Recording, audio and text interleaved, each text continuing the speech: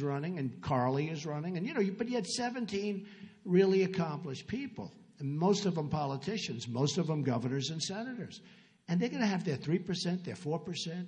You had Lindsey Graham. You had all of these people, and they're taking votes, and then they say, Donald Trump has only hit 48%. I said, 48%? I mean, 48% is good if you have 3 people, but I don't like it if you have 2 people, but I like it if you have 3 people.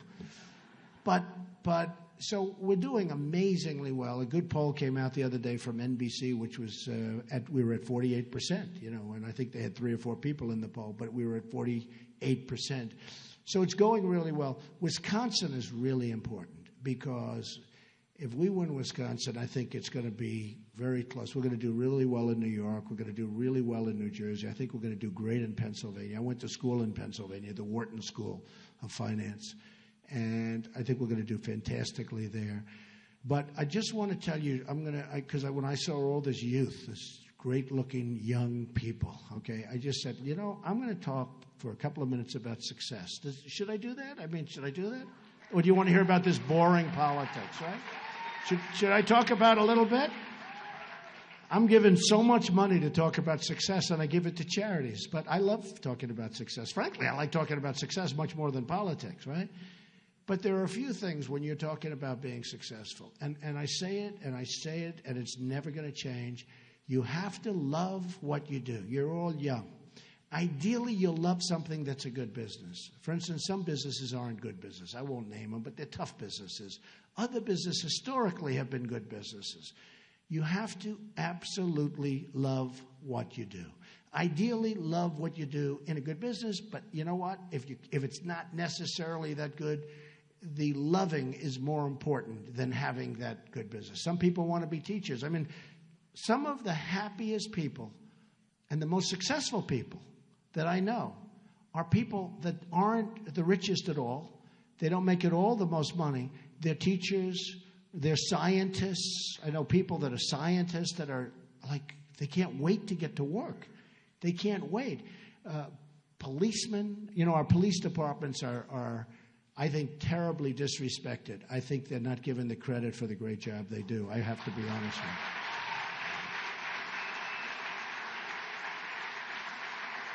So true.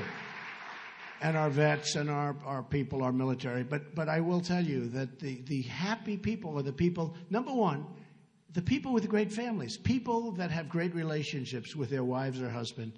Very, very important toward success. Because I don't consider success necessarily monetary. Because I know the most successful people in the world.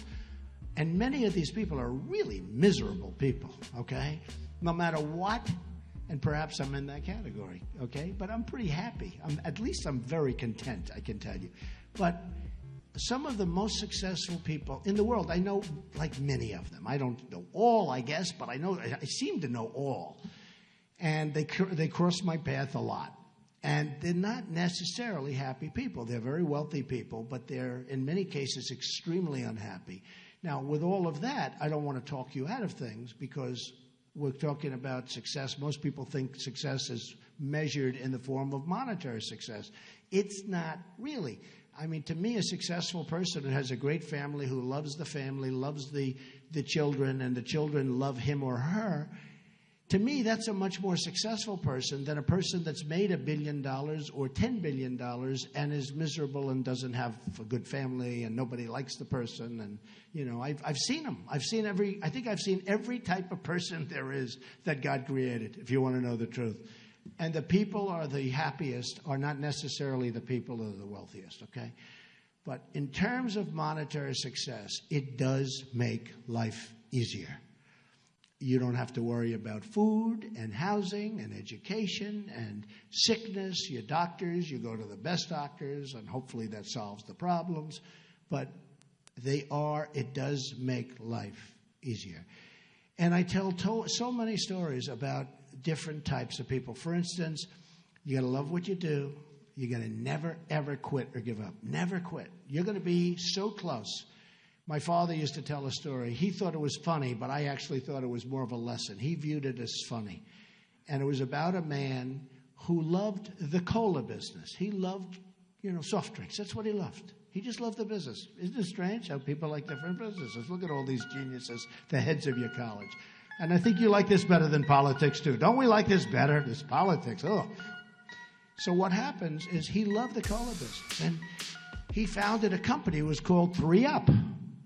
And my father would tell this story. He'd laugh. But I'd listen, and I'd say, I don't want to laugh. It's a lesson. And he found his company, 3 Up. And he was very proud, but the company wasn't making it. Didn't work, and he gave up, and it was just no good, and it went out of business. But he never wanted to quit. And he did another one.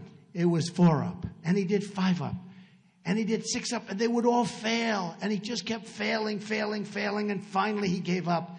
And my father would say, if he only came up, if he just worked a little bit harder, just one more, he would have had 7 Up. And he would have been a tremendous success. And I laugh because I think of my father telling me that story. And we viewed it differently. And what I viewed it is not as comedy. I viewed it as never, ever give up. Just never give up. You can't. I view another word that you never hear when you're talking about success, and that's momentum.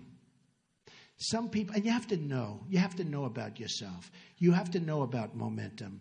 Some people have a great momentum. It's even like me on the campaign trail. I took off 3 or 4 days, which is a lot because I've been going for months without any. A lot of people say, unlike Jeb, you have very high energy, right?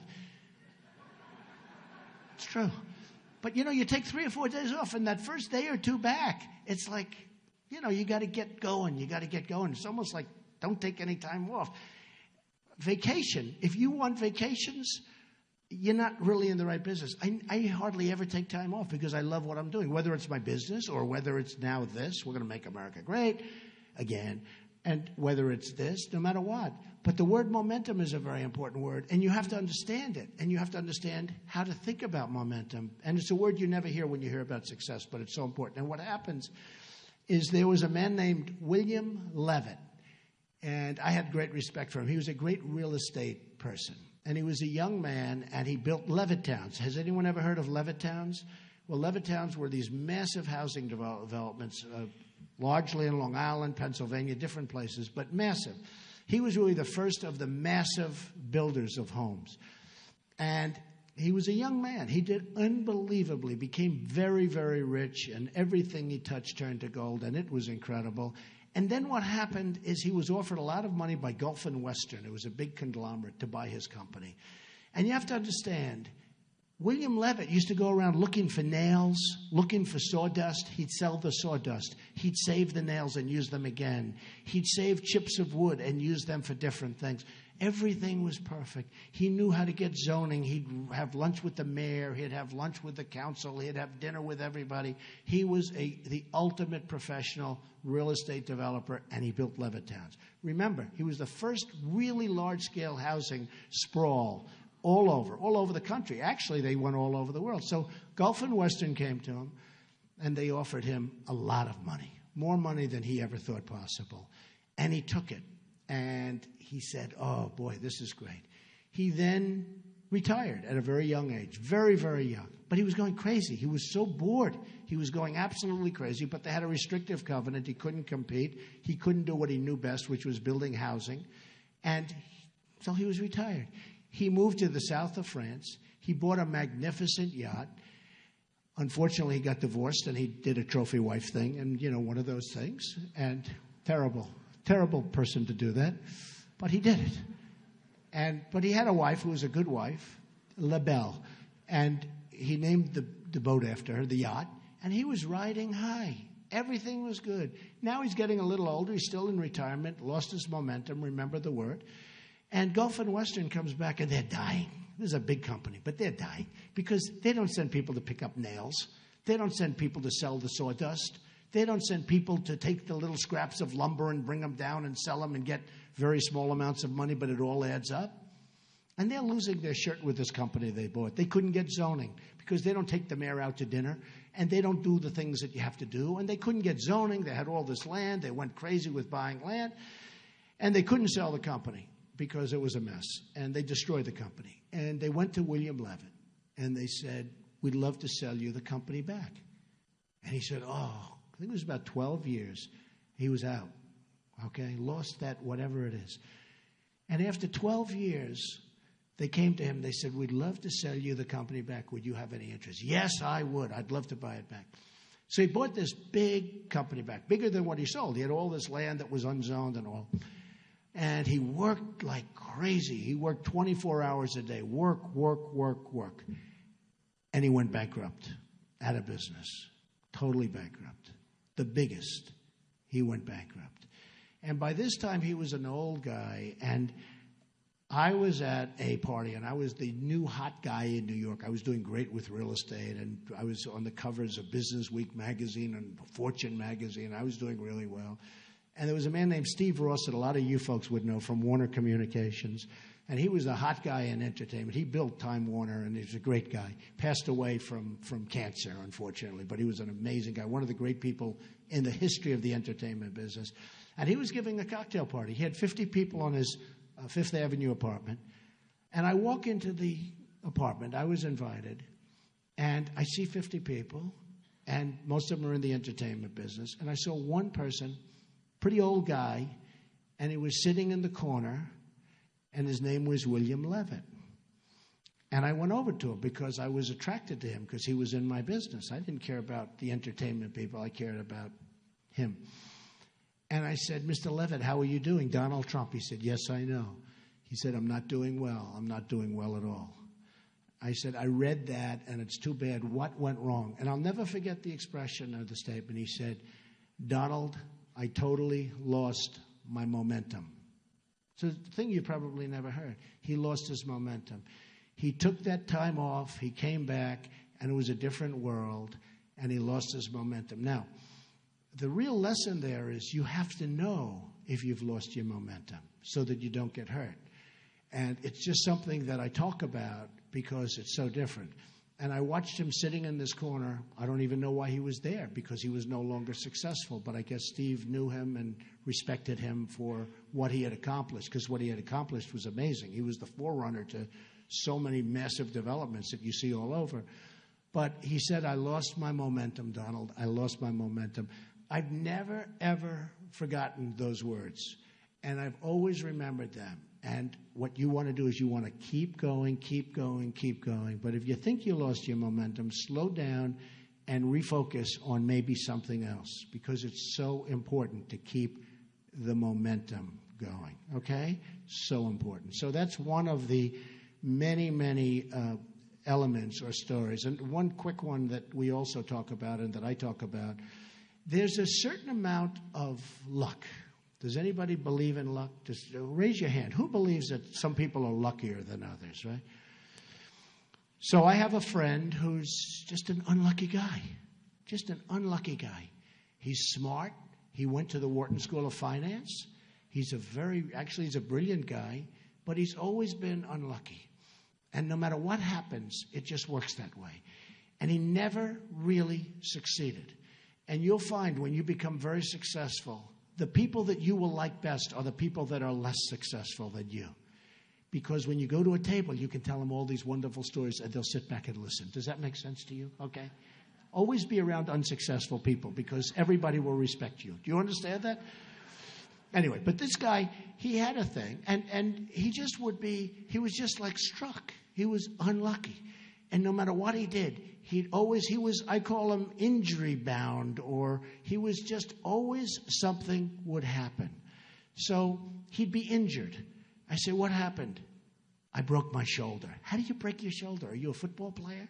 He goes, no, I slipped, I went down the stairs.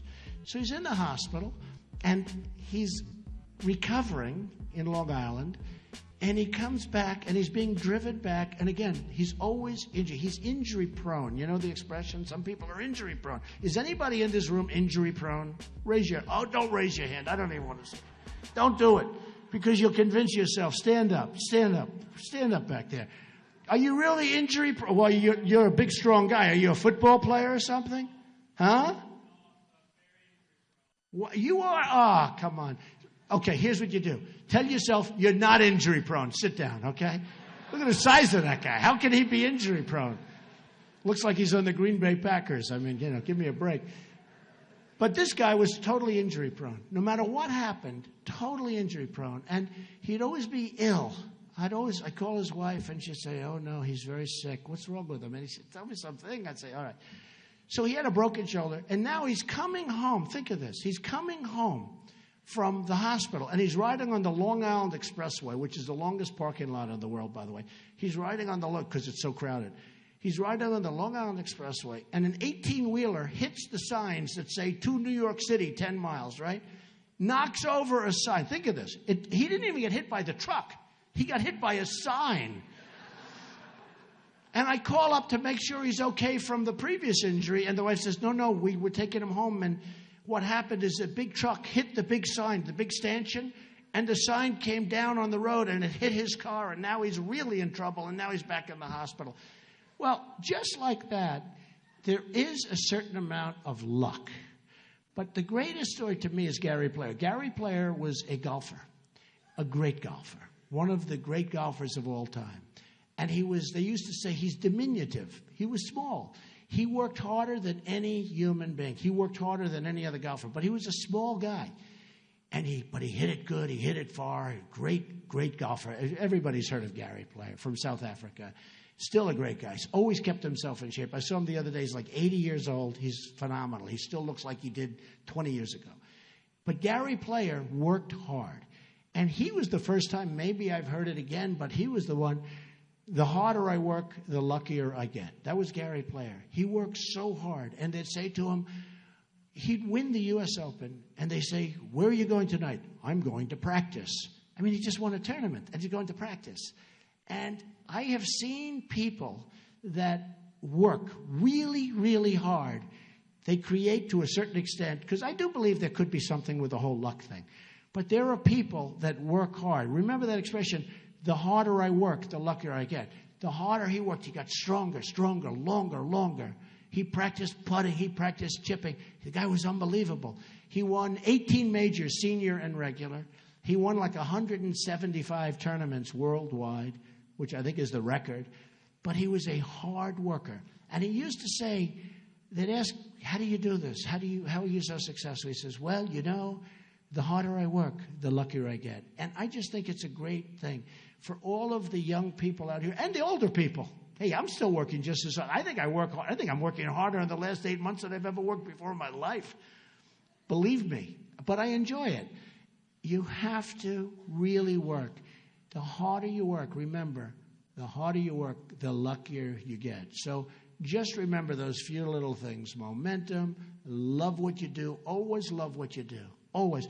One final story on success, because I think it's a great thing. I have a friend who's a guy who was born to a very, very successful Wall Street baron.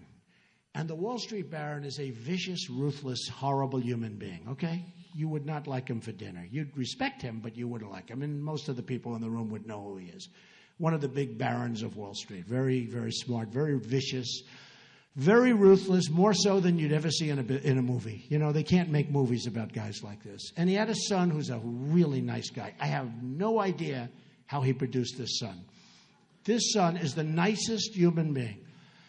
And the son was in the father's firm on Wall Street. And the firm is a massive firm. And he was unable to compete really with all the young guns in the firm. And the father sort of understood it, loved his son, but drove his son really terribly. And what happened is the son is at a club. He's a member of a country club out in Westchester. And they were doing a major, major renovation of the clubhouse and the greens and the golf course, a big, big renovation. And people sort of semi-felt sorry for him almost. And they put him in charge. And he was fantastic. He was there at 6 in the morning and 5 in the morning, and he wouldn't leave till 9 in the evening. And the job came in under budget, ahead of schedule. The job turned out to be 10 times better than anyone ever thought. And he was so happy. His wife called me. She said, he's like a new man. He's so, so happy. He's doing this, and he's so happy. But he doesn't want to leave the firm because he doesn't want to disappoint his father. I said, his father's already disappointed, just in case you have any questions. I said, he's got to get out of the firm. He's got to get out from those killers. And he wouldn't leave. And I met with him, and I met with him and his wife, and not so long ago. And I said, so what are you going to do? He said, I've got to stay with the firm. I said, you're making a huge mistake. 2 years later, he left the firm. He opened a construction company. He can never do what his father did, but he's so happy. He's doing nicely. He's happy. His family loves him again. They couldn't stand him. He was a miserable, unhappy guy. He could not compete. And he now goes around and renovates buildings and all. He's the happiest guy in the world. And in his own way, his father's too tough to say it, but in his own way, his father is proud of what the son is doing. So I only say, really, love what you do and remember those other little things I told you, okay? So that's enough of success. Do we agree? Do we agree? Is that okay, Mr. Instructors? Okay? I really wanted to go into it. I don't think I've done that once. I love speeches on success. I mean, to me, they're great. And sometimes, but I think that might be the first time I've ever done it on the political scene. And a couple of the older guys sitting in front, they've already made their millions. They're so rich, I don't know, right?